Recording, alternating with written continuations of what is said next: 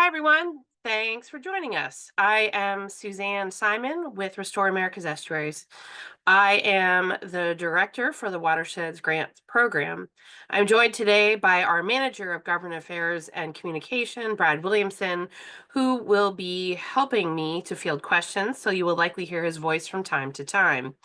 The request for proposals, along with other information, is available on the Ray website, which is www.estuaries.org. Couple of housekeeping notes. Everyone is on mute. If you have a question or comment, please submit it via the chat function or the Q&A function. If we do not address your comment or question, please email me or make an appointment with me to touch base, and I'll describe how to do that a little bit later in the webinar. This webinar is one of two and is being recorded, and we will post the better of the two to Ray's YouTube channel and the grants program webpage. Okay, so quick overview of what we'll be talking about. Keep in mind, this is going to be a high level overview. I definitely encourage you to look at the RFP for all the details. The intent of this webinar is to give people like a quick version of what is going to be required in the grants and eligibility and LOIs and stuff like that. So I will be giving you an overview of the overall program. We'll be discussing eligibility, the amount of funding that's available, and the number of anticipated awards, budget and match, application process, basically the high-level overview of what you'll need to do. But before we do that, for those of you who are unaware of Restore America's Estuaries, we are a national organization dedicated to the protection of restoration of bays and estuaries as essential resources for our nation. You can see there on the map portion, those are our 10 member groups. We couldn't do this great work without them. And we also have affiliate members who are listed there on the bottom. If you are interested in becoming an affiliate member, please go to our website to find out more. There's some great opportunities and benefits that come with being an affiliate member. Also, some other resources and opportunities for folks that might be interested. We have a number of other funding sources. So for folks in the Gulf of Mexico, Caring for Our Coast, that's a grant program that's out. Applications are due January 15th. For those in the Tampa area, there is the Environmental Restoration Fund. You can see the deadline there in March. We also have the Southeast New England Watershed Implementation Grants. That RFP, so that's for folks in Southeast Massachusetts and Rhode Island. That will be out in spring of 2025. And our brand new program for folks in the Great Lakes will be out in spring of 2025. In terms of in-person events, we have our upcoming Living Shorelines Tech Transfer Workshop, which will be in fall of 2025 in New Haven, Connecticut. Then we have our big summit, our every other year summit, which will be in November of 2026 in San Francisco for the first time. Very excited for that. And then annually in September, we have our National Estuaries Week, and a lot of groups participate in that, so you can do some in-person stuff in your home estuary. Also, we have our Inclusive Coast Initiative that has been rebooted, sort of. So for those folks who are interested in how to make your work and your outreach and your internal processes more inclusive, be sure to check that out. So there's a lot more going on. So please go to our website for more information.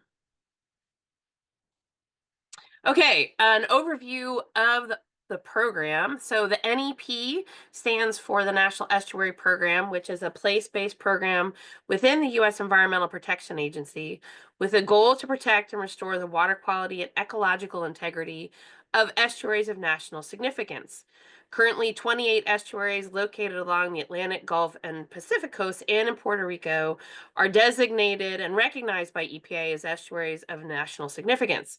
EPA is a great website that provides more details, and I encourage folks to learn about the program. This particular grants program was established by Congress as a competitive fund designed to help these estuarine areas and to address urgent and challenging issues. Ray administers the program in coordination with and funding from EPA. A key point of clarification is that these funds are not associated with the Bipartisan Infrastructure Law, also known as Bill, or the Inflation Reduction Act, known as IRA. As a result, they are not restricted to infrastructure projects, and I'll review project types in a little bit. In addition, this program is funded through congressional appropriations. So I don't have any information on future rounds, but I can tell you that the money that we are in the process of granting, in other words, for this round, is secure, stable, and obligated. So just be aware of that. I've had a number of questions on that front already. Okay, one of the first things that I'd like to review is the geographic eligibility. So these areas in teal or turquoise or however they show up on your screen are the areas that are eligible in terms of geography. So we do have a mapper that's available. So I'll give you an example of how this would look if you really wanted to zoom in. Okay, so here's an example. So would a project on the Hudson River in upstate New York, so here's the Hudson River right here. Here's Troy, for those of you who know the area. So the areas down here would be eligible. The areas up here would be not. Okay, so excuse me. So anything that you want to propose has to be in one of these blue areas. Now, one of the things to keep in mind is that you can propose work in multiple areas. That's fine. You can also have a project partner, for example, a lab that might be up here in the ineligible areas, but so long as the work is happening down here, that is absolutely fine. So definitely use that mapper. It's pretty straightforward. You can zoom in, you can put in an address, you get the idea. So encourage you to use that first. Okay, so eligible entities. So again, there's more in the RFP. This is a broad brushstroke overview. So public organizations, state, county, local, regional entities, these can include interstate consortia, whatever works for you. So that's fine. Nonprofit organizations. These are pretty standard. You must be able to demonstrate your 501c3 status. Academic institutions, tribes and indigenous groups. You may partner with your local NEP, that's fine. To be clear, for-profit organizations and federal agencies may be on a team, but not as the applicant. So let's say you want to partner with USGS, that's absolutely fine. They can be a team member, but USGS would not be able to apply.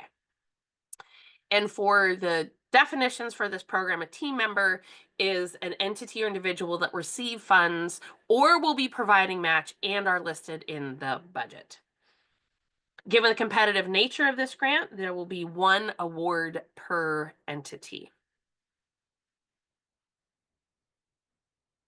Project requirements. Again, this is an overview. Please check the RFP for more details. One of the big ones, and this is mandated by Congress, any project must address actions in a comprehensive conservation and management plan, CCMP. Each NEP produces one of these and it is reviewed and approved by EPA. So there is a list, there's a link in the RFP, so you can look to see if the project that you are thinking about addresses one of the priority areas in the appropriate CCMP. All efforts must be completed by December 31st, 2027.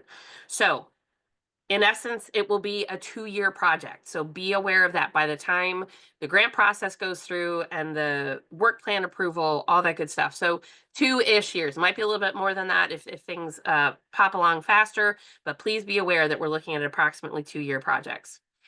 Any project must yield environmental results, and you have to be able to report on it and focus on the natural systems benefits. So when you are developing your proposal, you should really think about what success looks like and how it would be measured via metrics. So some examples could be acres, laws or regulations implemented, pounds of nutrients removed, and so on. So please be clear about what you are identifying as success and what metrics you will be using to identify whether you have reached it or not. We don't have a prescribed list because this is such a big program and lots of different habitats, lots of different types of projects, but please think about what those metrics are going to be and include it in your proposals.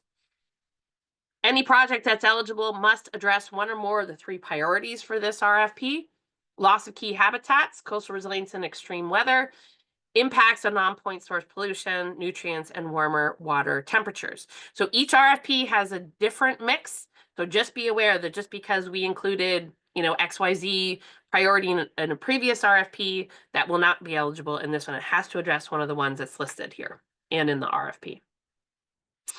So I'm going to take a pause here for a second to underscore that we're looking for a wide variety of projects. They can occur across multiple eligibility areas, as noted earlier. We also encourage innovative, larger scale ideas along with projects that may occur on smaller scales. Funds may come from a variety of sources, and they may be used as leverage and or match, depending on the circumstance. Overall, the key thing to remember is that we encourage a variety of proposed projects so long as they meet these key requirements. All right, I'm going to pause there. I don't think we've had any questions come in so far, so I'm going to keep going. Oh, I take that back. Thomas, if you want to submit a question, please do so via the chat. Okay. I want to spend a minute or two here talking about a very key project requirement. Every project, and I stress this, every project must have a quality assurance project plan. There are no exceptions. This is a mandate for this program. So this program originates out of EPA headquarters as opposed to the regions, and that has been the requirement. So in some cases, if you're used to working with the regions, there might be some flexibility. No, every project has to have a QAP. So no on-the-ground activities funded by the program may occur until fully approved and signed, and therefore the QAP must be developed within the first quarter of the project. So these documents tend to be for this program tend to be about 20 pages plus appendices. So do not take this lightly. They are completely doable. But I want folks to make sure that they include the necessary time in their timeline and the resources, whether that is your in-house staff or a partner or a contractor, it's fine. Just make sure you include those resources in your planning. Also, be aware that there is new guidance issued this year. So there's a link in the RFP. So if you have done one 2 years ago, you're like, piece of cake. Make sure you take a look at the new guidance. It's not all that different, but it's different enough that you just can't dust off one that you did a couple years ago. And so just please take the time to look at that requirement.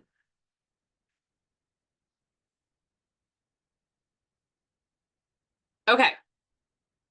So I want to take some time here to talk about food for thought and just go over some examples. They can be on the ground. This is sort of your classic habitat restoration. They can be nature-based projects, living shorelines, green infrastructure, nutrient abatement, culvert replacement, hydrological connections, sort of the kind of classic restoration. We will also fund and have funded planning, design, and feasibility. So this can be the engineering and permits or project designs, modeling, over like watershed planning, stuff like that. That is a possibility. Capacity building. So this is a part of a project that can say, hey, we want to help our local communities do a better job of doing X, Y, and Z, let's say in planning, that's fine. Also looking in terms of changes to management frameworks, regulations, stuff like that. Protection, coastal wetlands migrations, conservation. So there's a lot more that is described in the RFP, but I want folks to understand that there's a lot that is eligible beyond strictly on the ground. Okay, and it looks like we do have a question. Brad, can you help me out here? Said, is the Gowanus, apologies if that's canal in Brooklyn eligible, even though it is a Superfund site, and even though, as some, though not all, of the habitat loss is a result of the cleanup.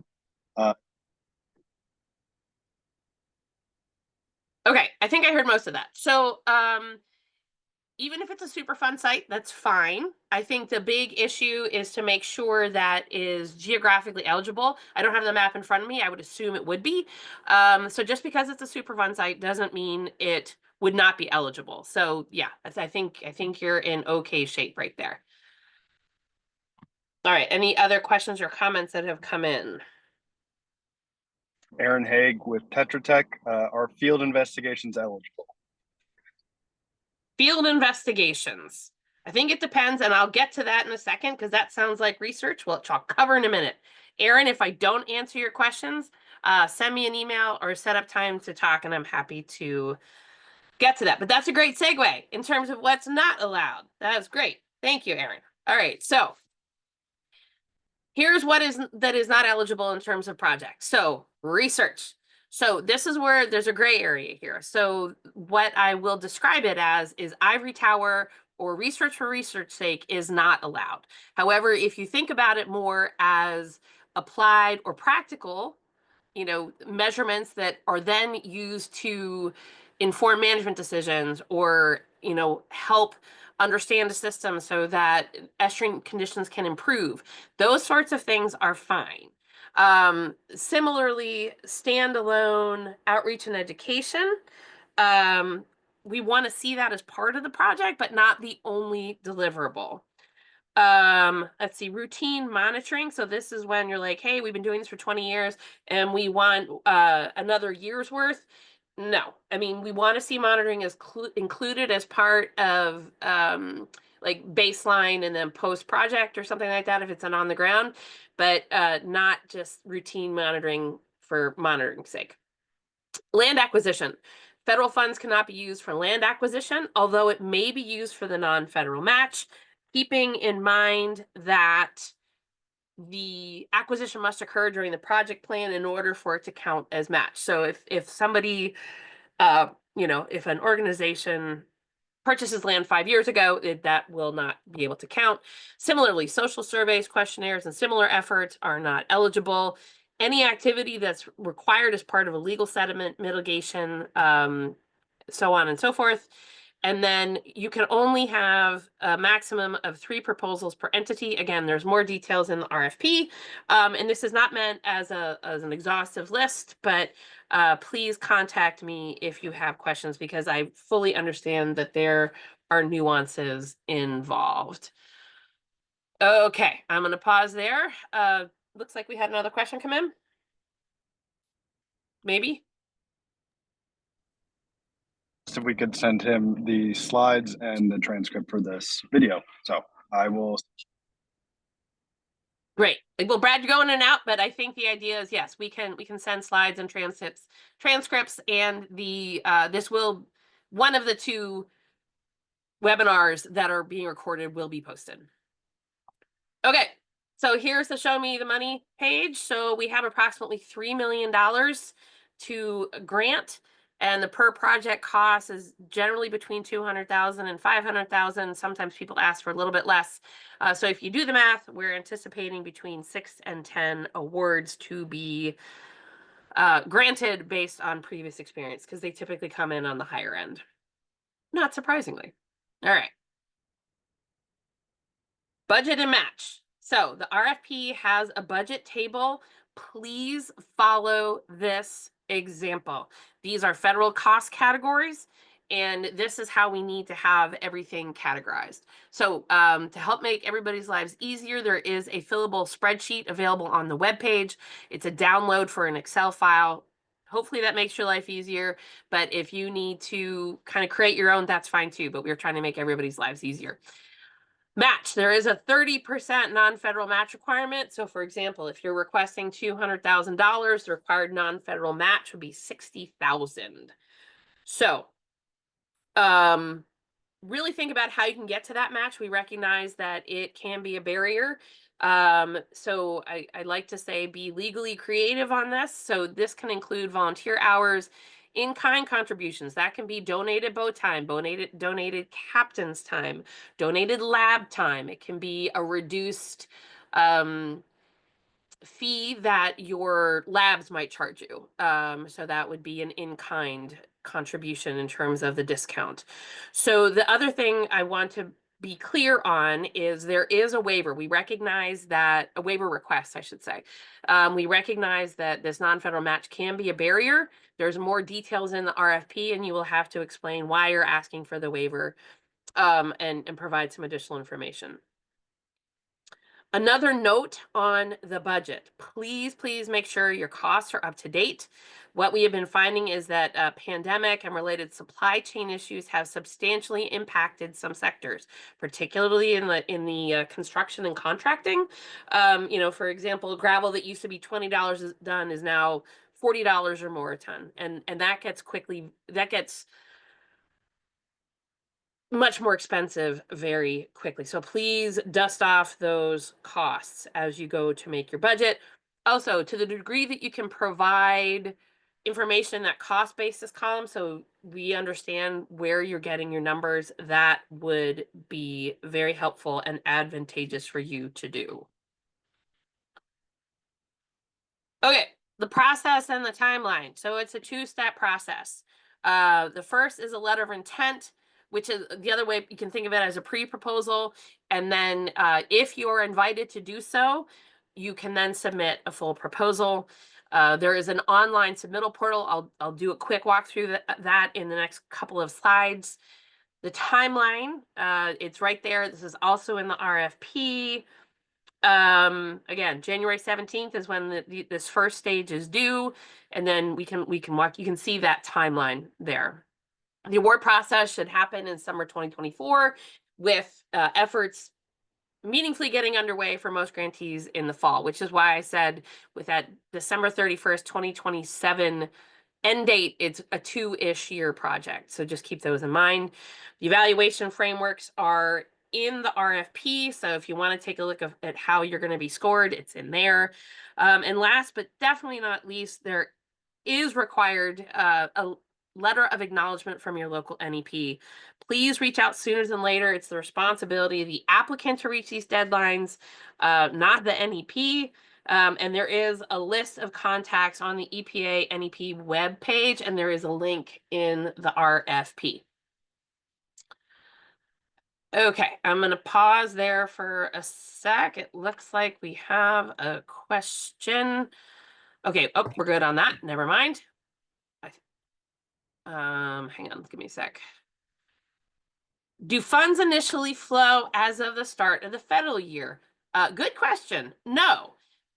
We already have these funds in-house, so to speak. Like I said, these are congressionally appropriated and obligated. So think of it almost like I think it was almost like an escrow account where that money is already set aside and obligated, and we do what's called drawdown. So, we basically get reimbursed on that. So it is not at all pinned to the federal fiscal year. Good question, though. Okay, here is a quick rundown of the submittal portal. So that upper left hand up here, this is what you will see on our webpage. So here, and then here's that budget template button. So to access the portal, you'll hit this one, and then you'll be taken to Blackbaud. That is our grant management system. Okay, it's a provider. So then you'll sign in with your email address and or create an account if you haven't done that yet. And then this will be a landing page, okay? And then you can start a new application, or if you already have one in process for some reason, you can look at that as well. So, helpful hints. Develop all materials separately, finalize, and then enter them in the portal. There is like a save and collaborate function, which works. It's fine. Don't get me wrong. But we have definitely found and heard over the years it is much easier for folks to develop it, regardless of what platform you use. Collaborate with your folks and then enter it in.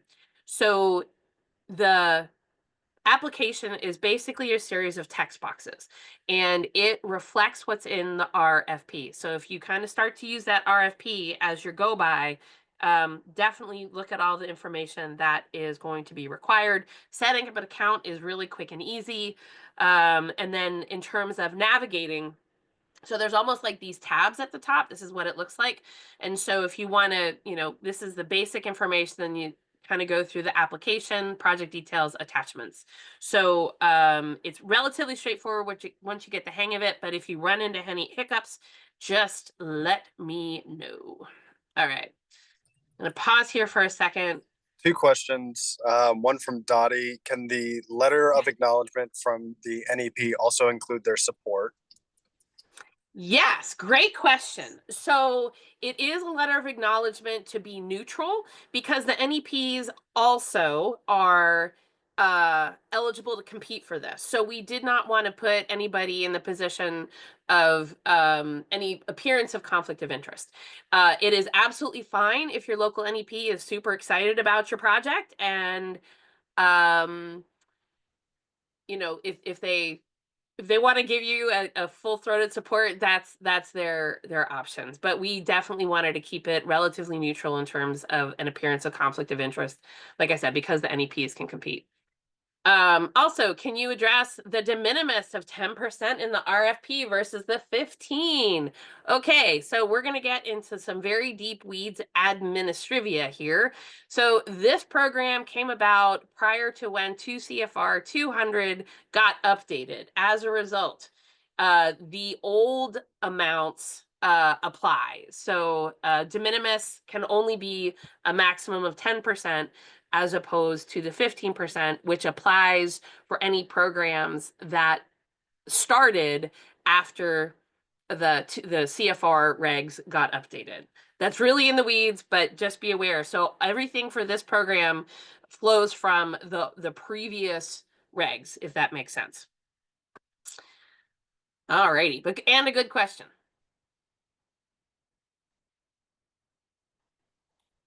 All right. So again, this is meant as kind of an overview, and I realize there's a lot of stuff that's probably in the weeds, and there's a lot of gray areas and nuances. So if I have not answered your question and you still want to set up time to talk, if you go to our website, that same web page, you scroll down, there's a little link for Calendly.